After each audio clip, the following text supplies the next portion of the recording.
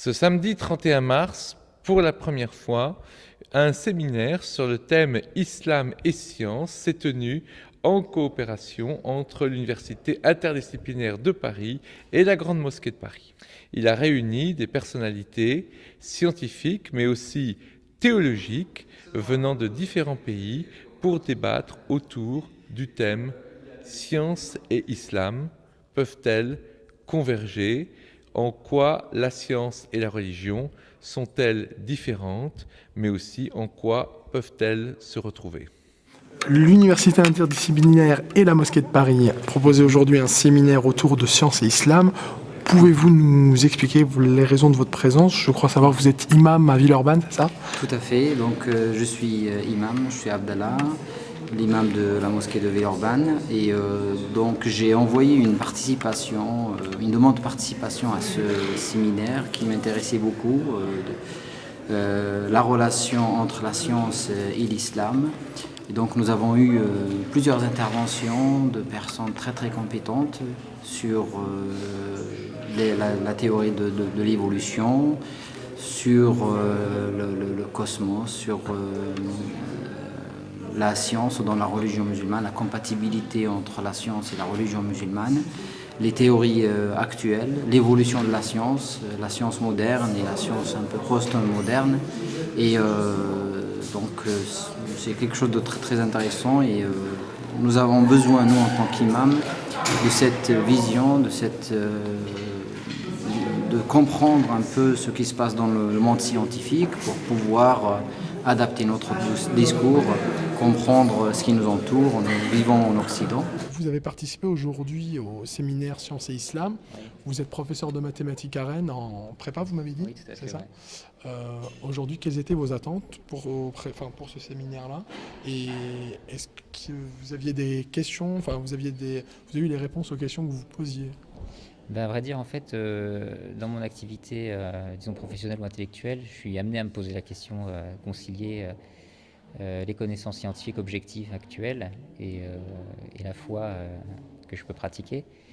Et en fait, j'ai été attiré par ce colloque parce que c'était l'occasion d'écouter des personnes compétentes et qui peuvent même faire autorité dans leur domaine.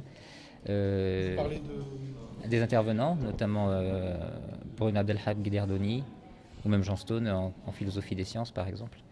Donc c'était intéressant d'avoir un point de vue un peu objectif et puis aussi qui sort un peu des sentiers, disons, conventionnels de la pensée universitaire classique.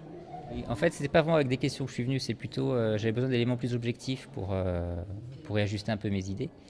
Et puis, donc c'était bien parce j'ai appris beaucoup de choses. Maintenant, la deuxième étape, ce serait de confronter ça justement avec les sources et voire même avec les savants musulmans pour aller justement vers cet objectif de convergence, quoi. J'étais vraiment séduit par la qualité des exposés, qui étaient vraiment bien documentés, précis, rigoureux, scientifiques, quoi. Et ce qui a été dit ce matin par rapport à la théorie de l'évolution, est-ce qu'il n'y a pas, parce qu'on sait que Dieu a créé et a agencé, et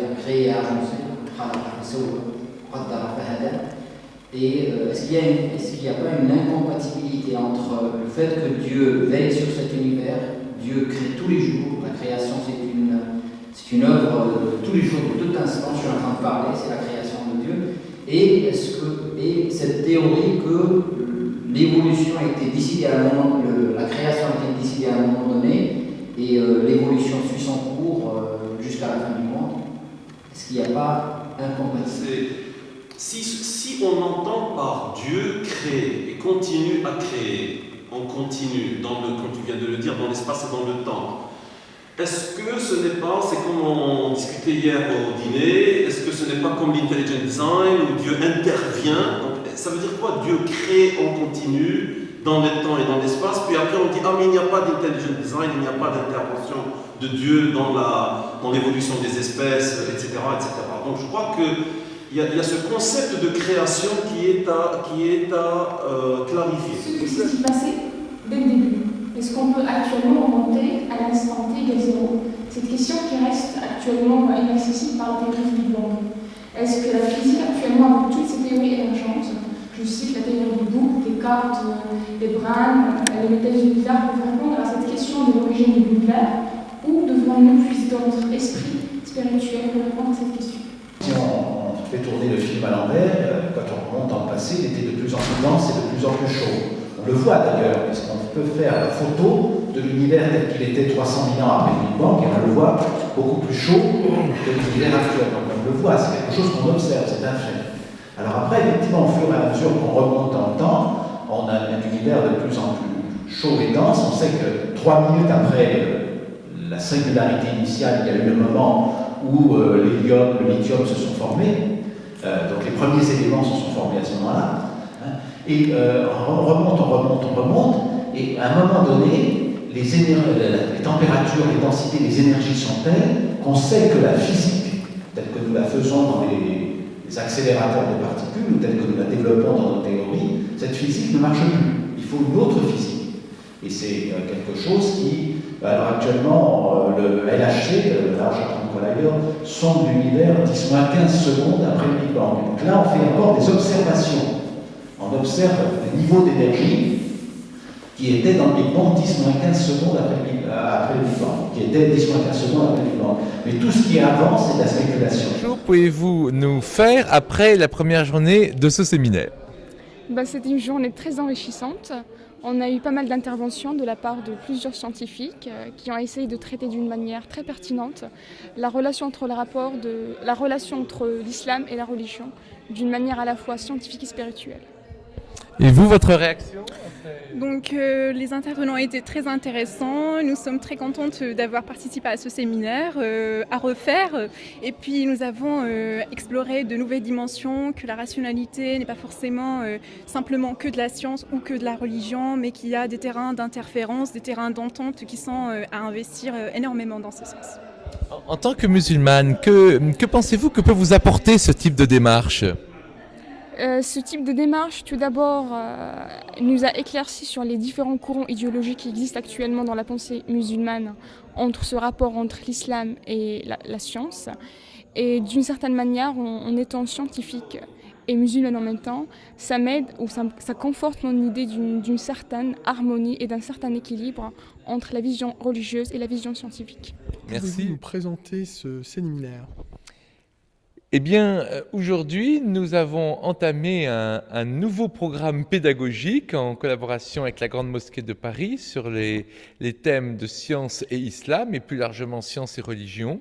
C'est une première étape, car les étudiants qui ont été sélectionnés ici rejoindront d'autres étudiants sélectionnés en Algérie, le mois prochain à Constantine, puis plus tard en Malaisie, aux Émirats Arabes Unis, en Jordanie, au Maroc, en Tunisie, avec cette idée toujours d'étudier comment les rapprochements entre science et religion peuvent être faits et comment ils ne peuvent aussi ne pas être faits. Quelle est la limite des rapprochements entre science et religion? Quelle est la bonne façon de distinguer d'un certain côté, mais aussi de rapprocher d'un autre côté science et religion? Et cette problématique qui, moi personnellement, en tant que philosophe des sciences, m'intéresse dans un cadre chrétien, j'ai eu l'occasion de le développer avec un certain nombre d'amis musulmans comme Nidal Gessoum et Abdallah Guiderdoni dans des projets internationaux, science et islam, qui ont abouti à des ouvrages collectifs, à des colloques.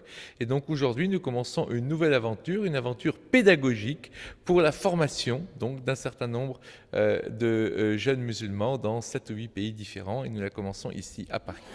Pouvez-vous nous expliquer les raisons de votre présence? Je pense qu'il est très important que la communauté musulmane, et particulièrement les étudiants, les jeunes, soient conscients des débats qui règnent actuellement dans le monde entre la science et la religion, entre les sciences et les religions.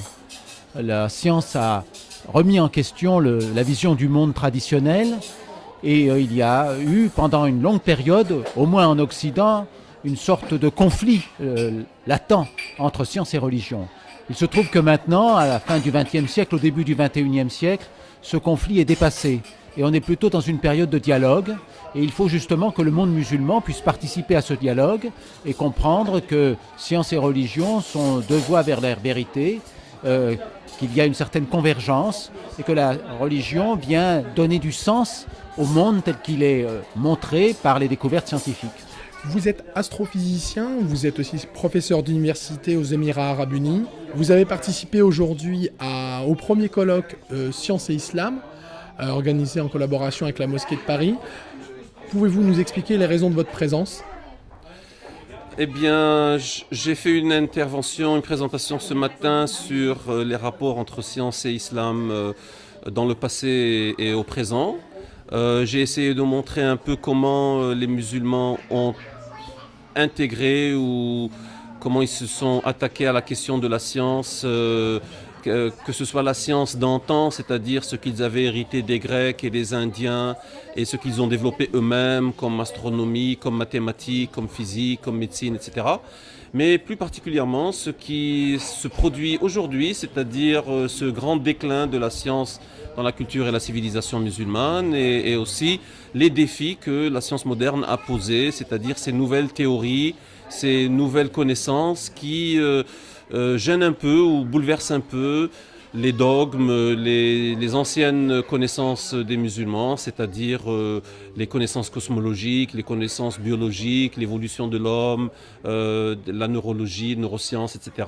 Et comment les musulmans ont réagi par rapport à ces développements de la science moderne.